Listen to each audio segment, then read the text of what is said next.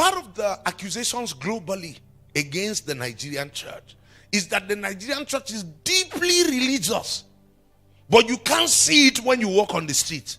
It's not reflecting in its economy. It's not reflecting in its policy. And it's not really true.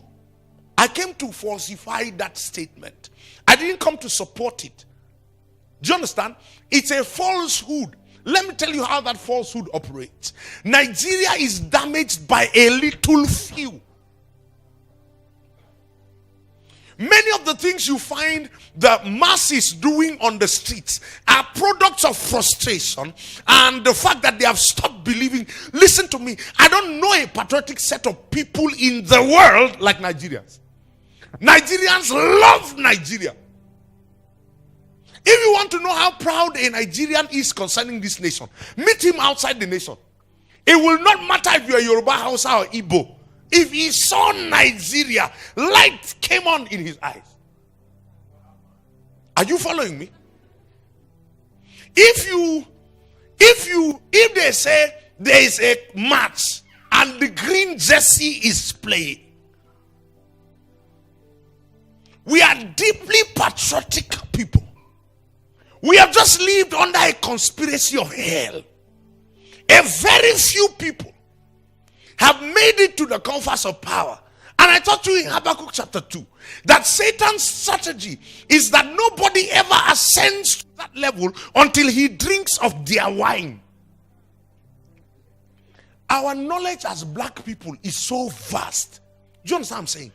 That's the reason why if you carry a struggling Nigerian student and drop him in an American university, he excels. Go and check world records. We do the best in the every time you give us an opportunity as Nigerians. Satan knows the moment the environment and the system is right, he knows a Nigerian, the average Nigerian is excellent.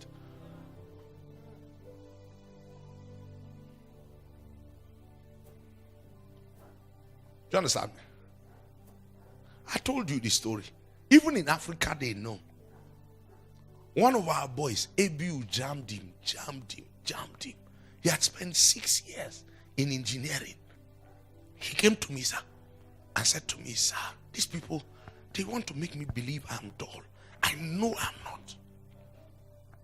The only basis on which he could say that kind of thing was because he was in a company of believers where people let him know he was appreciated for the gifts he had.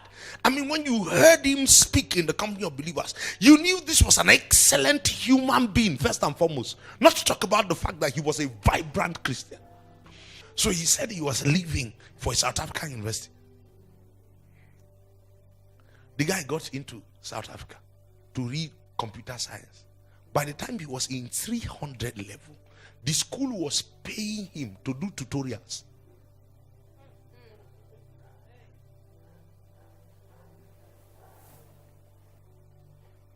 No, I'm not talking about somebody who is far away.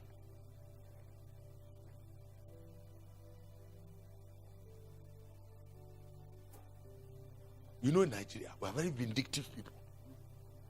Our professors glory in failing people. It's a madness. One day I was preaching in a chapel and I told them, I said, those of you who think it is righteousness to fail your students, shame on you. I said, because it is actually what were you paid to do? To teach them to understand. So it should be you should be wondering what exactly is wrong with this child that he's not getting it. Because if he's not getting it, it means that there must be something wrong with how I am teaching it. If I turn around and I look at the class and 80% got it and 20% didn't get it right, I should be thinking there could be other things wrong with this 20% that is making them not get it. In fact, I am of the opinion that nobody should be given lecturing to do. He passes his exam in guidance and counseling. That every lecturer must be a father. That if you don't know how to counsel somebody who is weak into strength, nobody should give you lecturing to do. He's lecturing standing on the board and saying things you crammed. Men are even telling you things they don't know. Are you? Is anybody following me? You know what I used to say, Brenda? I have the Spirit of God upon me. I cannot teach and you will not understand. And when I say it, I'm not just talking about Bible. If I decide to explain anything to you, you must get it. Even if Satan sat on top of your brain with a bucket of dusa.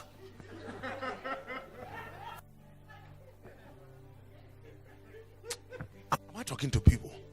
I think that our standards of value measurement should change. Nigerians are excellent people. They are killing Nigerians in South Africa just for being Nigerian. I don't think there's a nation that has the number of global achievers than Nigeria has.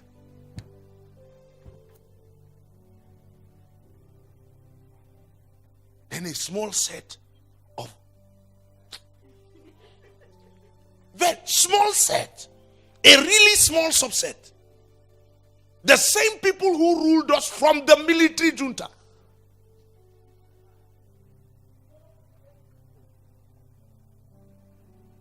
To Isaac.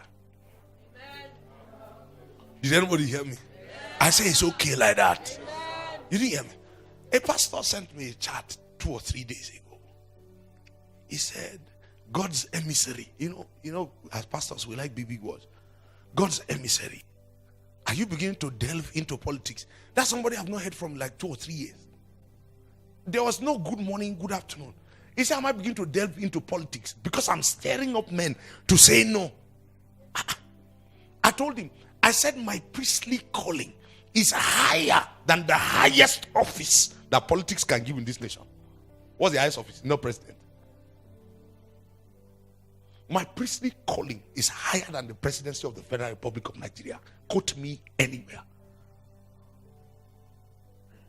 I said to him, but the time has come for the church to be clear in its speech and point clear directions that the nation must go to. If not, whatever befalls it, it embraces.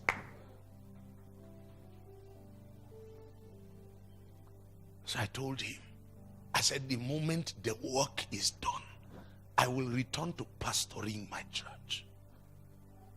And you will see how many kings in this nation will come to ask counsel. Do you understand what I'm saying? That's the place of a prophet. A prophet should not be seen around Asoro. Doing what? If the president is serious, he should come. Do you get what I'm saying? If it's a state function and you are invited, it's understandable.